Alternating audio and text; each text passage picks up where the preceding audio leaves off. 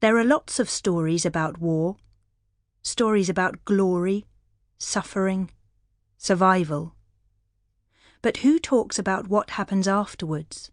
About life, now, when we've scrambled out from under the rubble and stopped waving flags of victory or surrender? Who dares mention what we've become? Not me. I don't talk. I watch, mostly, and wait. That day, the day we blew across the sea to England, I was so excited it felt as if minnows were swimming around inside me. There was so much to see in the port. Ropes, cranes, sailors, seagulls. Rainbows in oil slicks and fish guts in buckets. "Stick together!" cried our Red Cross escorts. There were nearly 50 of us in our group, aged 5 to 16. 47 orphans of war. And me. Leftovers. We lurched up a gangway onto the ship. Once that was pulled in, the only escape route was overboard. "Keep away from the railings!" yelled a Red Cross woman. Then, in a quieter voice, "Honestly, it's like herding cats." I hid in the middle of the group, holding tight to my case. The air was a fug of fuel and salt spray. The deck thrummed. I'd never been to sea before. "One day we'll go to England," my Mutti had said a lifetime ago. "When the sun shines, it's the most beautiful country in the world, a true land of summer." October clouds hid the sun now. Down we plunged into the murky green, then up to the white wave tops. I wondered which bright spark had thought it was a good idea to give us fish paste sandwiches for lunch. They looked and smelled horrible, but when you've sucked on pebbles out of hunger, you're not too fussy.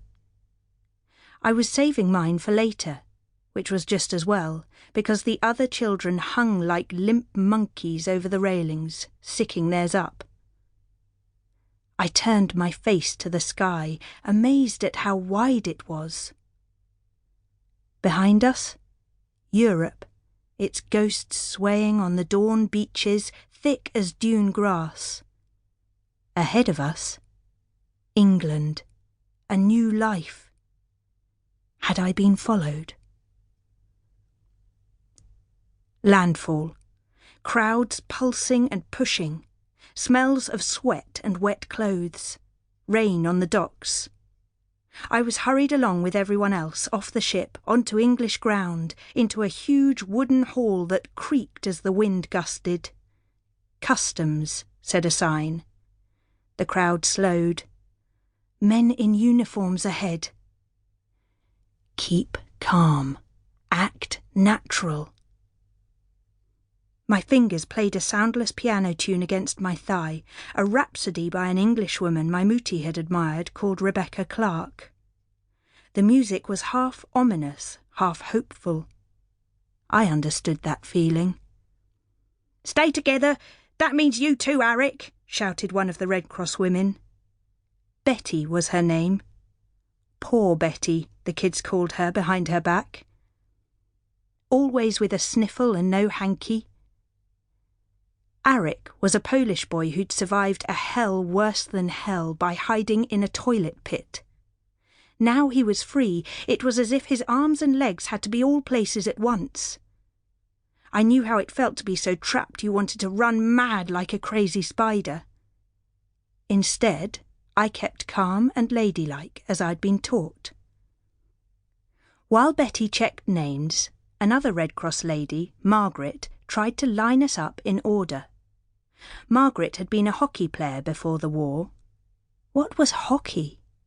And said she loved children, though she probably meant normal kids who picked flowers, not fights. Ones who didn't lick the plate when the food was all gone. I'd been normal once, I think. It was hard to remember. I'd been happy before the war.